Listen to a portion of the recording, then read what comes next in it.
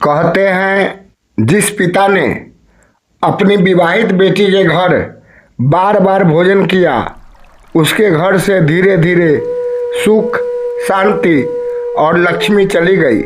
लेकिन क्यों? क्या सच में बेटी के घर का अन्न माता पिता के लिए अशुभ होता है, या इसके पीछे छिपा है कोई ऐसा रहस्य जिसे जानकर आपकी रूह कांप उठेगी? आज की यह कथा सिर्फ कहानी नहीं, बल्कि एक ऐसा रहस्य है जिसे सुनने के बाद शायद आप भी कभी एक गलती दोबारा न करें। प्राचीन समय की बात है, गंडक नदी के किनारे बसे अमरगढ़ नाम के नगर में धर्मपाल नाम का एक वृद्ध ब्राह्मण रहता था। उसकी एक ही बेटी थी, वैदेही, जिसे वह अपनी जान से भी ज़्यादा प्रेम करता था। समय बीता, वैदेही का विवाह एक बहुत समृद्ध परिवार में हो गया। शुरुआत में सब अच्छा था, लेकिन धीरे धीरे धर्मपाल को अपनी बेटी के घर जाने की आदत पड़ गई। हर सप्ताह वह वहां जाता, स्वादिष्ट भोजन करता, उपहार लेकर लौट आता। उसे लगता था बेटी का घर ही तो अपना घर है, परंतु उसे नहीं पता था कि उसके जीवन में एक अदृश्य अंधेरा प्रवेश कर चुका है। एक रात धर्मपाल ने सपना देखा। एक काले वस्त्रों वाला साधु शमशान के बीच खड़ा था। उसकी आंखें अंगारों की तरह जल रही थी और वह जोर से चिल्लाया, जिस अन्न को तू प्रेम समझ रहा है वही तेरे पुण्यों को धीरे धीरे भस्म कर रहा है। धर्मपाल भय से कांप उठा। तभी अचानक उसके पीछे जलती हुई चिताओं से आवाज आई, रीन रीन रीन। अगली सुबह धर्मपाल के घर में अजीब घटनाएं शुरू हो गई। तुलसी का पौधा सूखने लगा, पूजा का दीपक अपने आप बुझ जाता, रात को कुत्ते रोने लगे, घर में बिना कारण कलह बढ़ने लगी। उसकी पत्नी बोली, मुझे लगता है हमसे कोई भारी भूल हो रही है।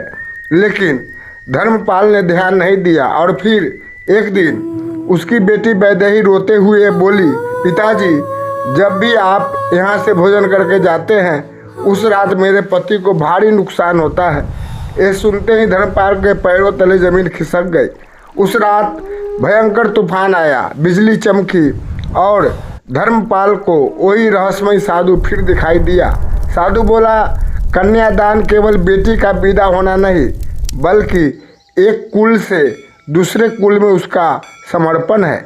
जिस दिन पिता बार बार बेटी के घर का अन्न ग्रहण करता है, उस दिन वह अनजाने में उस परिवार पर आश्रित होने लगता है और आश्रित होकर खाया गया अन्न पुण्य को धीरे धीरे नष्ट कर देता है।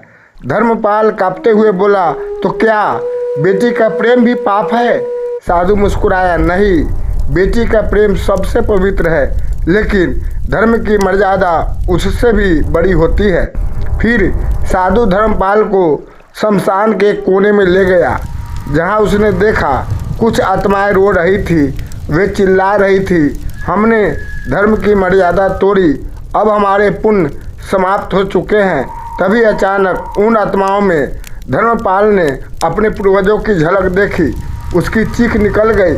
अगले दिन धर्मपाल अपनी बेटी के घर गया, लेकिन इस बार उसने भोजन नहीं किया। उसने वैदेही के सिर पर हाथ रखते हुए कहा, बेटी, तेरा प्रेम मेरे लिए संसार का सबसे बड़ा धन है, लेकिन अब मैं धर्म की मर्यादा नहीं तोड़ूंगा। वैदेही की आंखों से आंसू बहने लगे। उसने पिता के चरण छुए और उसी क्षण मंदिर की घंटियां अपने आप बज उठी। घर में बुझा हुआ दीपक फिर से जल उठा और धर्मपाल के चेहरे पर बरसों बाद एक दिव्य शांति दिखाई दी। दोस्तों, क्या आप मानते हैं कि धर्म की मर्यादा का पालन जरूरी है, या समय के साथ ये नियम बदल जाने चाहिए? अपनी राय कमेंट में ज़रूर लिखिए। जय श्री हरि विष्णु।